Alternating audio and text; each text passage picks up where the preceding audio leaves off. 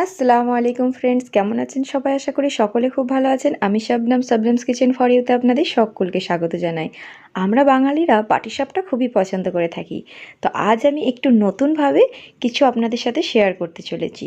তো আজ আমি আপনাদের সাথে কাস্টার্ড পাটিসাপটা এবং সেটা দিয়েই আমি বানিয়ে দেখাবো পুরে ভরা গ্লাস পাটিসাপটা কেক। একটি রেসিপি দিয়ে আমি দুটি রেসিপি বানিয়ে দেখাবো। এটা দেখতে যতটা আকর্ষণীয়, খেতে ততটাই মজার। এ ধরনের রেসিপি যদি একবার করেন, আশা করছি বাড়ির ছোট থেকে বড় খাবার জন্য আবারও আপনাদের কাছে রিকোয়েস্ট করবে। এটি আমার কাছে একটি বিশ্বের সেরা সুন্দর পাটিসাপটা কেক মনে হয়েছে। আশা করছি আজকের আমার রেসিপি আপনাদের খুবই পছন্দ হবে। যদি ভালো লেগে থাকে অবশ্যই একটা লাইক, শেয়ার, কমেন্ট করতে একদম ভুলবেন না। তাহলে চলুন দেখে নিই আজ আমি কিভাবে এটি বানাবো। প্রথমে দেখুন, আমি পাটিসাপটা করব। তার জন্য এখানে আমি হাফ কাপ ময়দা নিয়ে নিচ্ছি। এখানে নিয়ে নিচ্ছি 2 টেবিল স্পুন সুজি। এবার এখানে অ্যাড করব 1 টেবিল স্পুন পাউডার মিল্ক এবং এখানে অ্যাড করছি আমি 1 টেবিল স্পুন পাউডার সুগার। এখানে চিনিটাকে গুঁড়ো করে দেবেন। আচ্ছা, এখানে আমি দিয়ে দিচ্ছি লিকুইড খেজুরের গুড়। এখানে 1/4 কাপ আছে। তো এবারে আমি এটাকে জল দিয়ে ভালোভাবে গুলে নেব। একটা পাটিসাপটার ডো যেমন হয় ঠিক তেমনই গুলে নেব। এটা একেবারে জল দিয়ে গোলার দরকার নেই, অল্প অল্প করে জল দিয়ে গুললে ব্যাটারটা একদম ঠিক কনসিস্টেন্সিতে চলে আসবে। তো খুব বেশি এটাকে পাতলা করা যাবে না। এবার দেখুন, আমি একটু জলের পরিমাণটা এখন বেশিই দিয়েছি। এটা যখন একটু রেস্টে থাকবে আরও গাঢ় হয়ে যাবে। দেখুন, আমি এখানে দিয়ে দিচ্ছি হাফ চামচ লবণ। লবণটাকে দিয়ে খুব ভালো করে মিশিয়ে নেব। এটা একদম রেডি হয়ে গেছে আমার ব্যাটারটা। আশা করছি আপনারা দেখে বুঝতে পারছেন। তো এটি আমি রেস্টে রাখার পর আরও সুজিটা একটু বেড়ে যাবে। তো এটাকে আমি রেস্টের জন্য এখন রেখে দেবো 1 থেকে 2 ঘন্টার জন্য। অপর দিকে যে কাজটি করতে হবে, এখানে দেখুন আমি দুধ জাল করতে বসিয়ে নিয়েছি। এর মধ্যে আমি 5 থেকে 6 টেবিল স্পুন দিয়ে দেব পাউডার মিল্ক। এতে করে একটা অসাধারণ ফ্লেভার আসবে। এবারে দুধের সাথে পাউডার মিল্কটা খুব ভালোভাবে একটু মিশিয়ে নেব। এটাকে খুব ভালোভাবে জাল করে নিতে হবে কিছুক্ষণ। আমি এখানে মোট 350 গ্রাম দুধ নিয়েছি। এবার এখানে অ্যাড করব হাফ কাপ চিনি।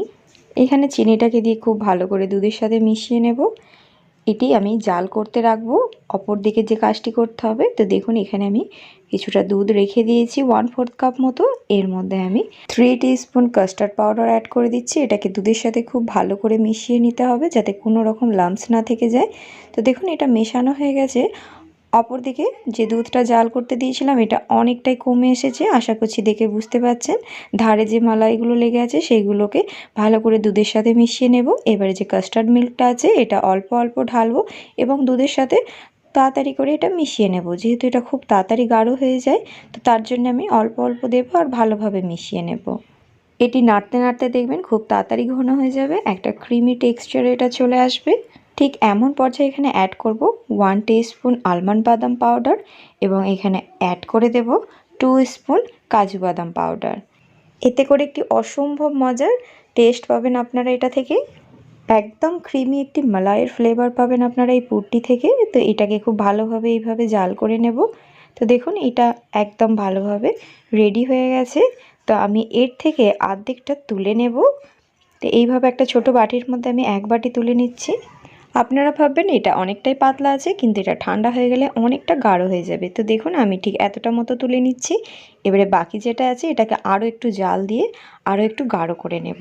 দুটো পুর কীভাবে আমি কি কাজে লাগাবো সেটা আপনারা পরের স্টেপেই জানতে পারবেন। তো এটাও আমার রেডি হয়ে গেছে। অপরদিকে দেখুন এখানে 1.5 ঘন্টা হয়ে গেছে, ব্যাটারটা একদম রেডি হয়ে গেছে এবং সুজিটা অনেকটাই ফুলে গেছে। তো এখানে আমার জলটা আমি তখন একটু বেশি করে দিয়েছি। তো এখন আর আমি কোনো রকম এখানে জল ইউজ করব না। যদি আপনাদের এখানে গাঢ় হয়ে যায় তো সেক্ষেত্রে জল ইউজ করবেন। এদিকে দেখুন এখানে একটা প্যান বসিয়ে নিয়েছি। প্যানটা একটু গরম হয়ে গেছে। আমি এর মধ্যে একটু তেল ইউজ করছি এবং ব্রাশে করে চারিদিকটা একটু লাগিয়ে নেব। যখন এইভাবে লাগানো হয়ে যাবে, একটা চামচের সাহায্যে ঠিক 1 চামচ ব্যাটারটা দিয়ে নেব এবং চারিদিকটা যেমন পাটিসাপটা করে চারিদিকটা এইভাবে একটু চাড়িয়ে নেব যাতে করে একটা রাউন্ড শেপ এসে যায়। তো এটা একটু বড়ই করব আমি। তো প্যানের যতটা সাইজ ঠিক ততটাই বড় করেছি। দেখুন কিছুক্ষণের মধ্যে ওপরটা একদম ড্রাই হয়ে এসেছে। আমি আপনাদের হাতে করে দেখাচ্ছি, দেখুন ওপরটাও কুক হয়ে গেছে। তো এটা 1 মিনিট মতো রাখলেই কুক হয়ে যাবে।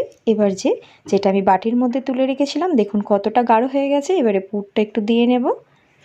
পুরটা দিয়ে নিয়ে এবারে একটা পিঠ একটু উল্টে দেব, ঠিক এইভাবে রাউন্ড করে করে পুরোটাই রাউন্ড করে নেব। এক পিঠটা একটু দেওয়ার পরে ঠিক এইভাবে করে পরের পিঠটা উল্টে নেব। তো এতে মিষ্টি দেওয়ার জন্য আমি এটা 1 থেকে 1.5 ঘন্টা রেস্টে রেখেছি। এতে করে দেখুন একটুও প্যানে লেগে যাচ্ছে না, কত সুন্দর এটা উঠে গেল। দেখুন একদম পুরে ঠাসা পাটিসাপটা এখানে একটা রেডি হয়ে গেল। এইভাবে করে আমি বাকিগুলোও করে নেব। এখানে যে ডোটা আমি বানিয়েছিলাম তার থেকে টোটাল 4টে হয়েছে। দেখুন কতটা বড় বড় পাটিসাপটাগুলো হয়েছে, একদম পুরে ঠাসা। আপনারা এইভাবে সহজেই পাটিসাপটাগুলো পরিবেশন করতে পারবেন। আশা করছি খেতে অসাধারণ লাগবে। এবারে পাটিসাপটা গ্লাস কেক বানানোর জন্য যে কাজটি করব, আমি এখানে নিয়ে নিয়েছি 2 কাপ জল এবং দিয়ে দিচ্ছি এখানে 1.5 কাপ চিনি। আর এখানে 8 গ্রাম আমি আগার আগার পাউডার অ্যাড করে নিয়েছি। এবারে এটাকে খুব ভালোভাবে গুলে নেব। এবার এটাকে জাল করতে বসিয়ে দেব। এটা কন্টিনিউ একটু নেড়ে যেতে হবে। দেখুন কিছুক্ষণের মধ্যে এটা ফুটে গেছে। এটা যখন একটা এইভাবে কালারটা একটু চেঞ্জ হয়ে যাবে তখন জানবেন এটা একদম রেডি হয়ে গেছে। এবং দেখুন এটা ঠিক এরকম একটা কনসিস্টেন্সিতে এটা রেখে দেব। তো অপর দিকে যে কাজটি করব, এখানে একটা এই ধরনের কাঁচের বোল নিয়ে নিয়েছি, একটু লম্বা শেপে নিয়েছি এটা। এবারে জলের মিশ্রণটা নিচেই কয়েক চামচ দিয়ে নেব। ঠিক এখানে 3 চামচ মতো দিয়ে নিয়েছি। এবারে যেটা একটু গাঢ় করে রেখেছিলাম কাস্টার্ড পুরটা, সেটাকে ঠিক এইভাবে একটু গোল গোল করে রাউন্ড দিয়ে নিয়েছি। তো এগুলো দিয়ে নিয়েছি। আবার এর উপর দিয়ে জলের মিশ্রণটা ঠিক এইভাবে করে দিয়ে নেব। এখানে কাস্টার্ডের পুরটা যেন পুরোপুরি কভার হয়ে যায়, ঠিক সেইভাবে আমি এখানে দিয়ে নিয়েছি। এবারে দুটো পাটিসাপটা এর মধ্যে দিয়ে নিচ্ছি। আপনারা ভাববেন হয়তো ভিজে যাবে, কোনো রকম এখানে একটুও ভিজবে না। তো আমি এটা গরম গরম অবস্থাতেই দিয়ে নিচ্ছি। তো আবারও ওপর থেকে ঠিক একইভাবে একদম ভরাট করে এখানে দিয়ে নেব। দিয়ে নেওয়া হয়ে যাওয়ার পর আবারও কয়েকটা পুর এইভাবে রাউন্ড করে নিয়ে দিয়ে নিচ্ছি। তো এটা দিয়ে নেওয়ার পর আবারও দুটো পাটিসাপটা ঠিক একইভাবে বসিয়ে নেব। এখানে পাটিসাপটাগুলো কোনো রকম ভিজে যাবে না, বা ভাববেন হয়তো ভিজে গিয়ে নরম হয়ে যাবে, কিচ্ছু হবে না। তো দেখুন এখানে আমি ওপর থেকেও দিয়ে নিয়েছি, একদম ভরাট করে দিয়ে নিয়েছি। এবারে এটাকে একটা র্যাপিং পেপারের সাহায্যে এটাকে ভালোভাবে মুড়িয়ে নেব। তো দেখুন দেখতে কতটা সুন্দর লাগছে। আর এইভাবে এটা মুড়িয়ে নিয়ে আমি ভালোভাবে ঠান্ডা করে নেব। তো এটা গরমের দিনে অথবা শীতকালেতে সব সময় এই ধরনের একটি কেক ডেজার্ট আপনারা বানিয়ে খেতে পারবেন। দেখুন এখানে হয়ে গেছে আমার, এটা একদম পুরোপুরি ঠান্ডা হয়ে গেছে, একদম সেট হয়ে গেছে। এটা আমি আপনাদের দেখাচ্ছি, দেখুন এটা খুলে কতটা সুন্দর হয়েছে। বিশ্বের সেরা সুন্দর একটি পাটিসাপটা কেক হয়েছে এটা। এবারে চারিদিকটা ছুরির সাহায্যে একটু গাগুলোকে এইভাবে করে একটুখানি ছাড়িয়ে নেব, যাতে করে খুব সহজে এই পাটিসাপটা কেকটি বেরিয়ে আসে।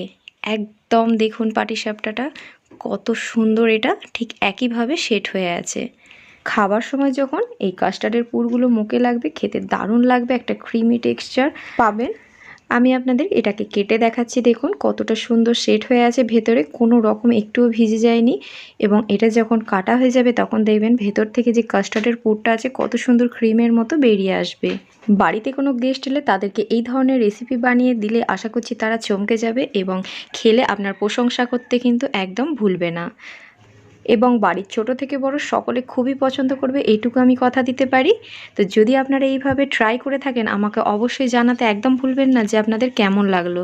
তো দেখুন এটা যখন কাটছি ভেতর থেকে পুরটা কত সুন্দর বেরিয়ে আসছে। এটা দেখতে যতটা আকর্ষণীয় হয়েছে খেতে ততটাই মজার হয়েছে। বন্ধুরা যারা আমার চ্যানেলে নতুন, আমার চ্যানেলকে এখনও সাবস্ক্রাইব করেনি তারা অবশ্যই সাবস্ক্রাইব করে দেবেন এবং পাশে থাকা বেল আইকনটি ক্লিক করে দেবেন, তাহলে আমার নিত্য নতুন রেসিপির ভিডিও আপনাদের ফোনে নোটিফিকেশান চলে যাবে। এবং আমার রেসিপি আজকে যদি ভালো লেগে থাকে অবশ্যই একটা লাইক করতে একদম ভুলবেন না এবং কমেন্ট করে জানাবেন আপনাদের কেমন লাগলো। আজকের মতো আসি বন্ধুরা, নেক্সট কিছু মজাদার রেসিপি নিয়ে আবারও হাজির হয়ে যাব ইনশাআল্লাহ। আল্লাহ হাফেজ।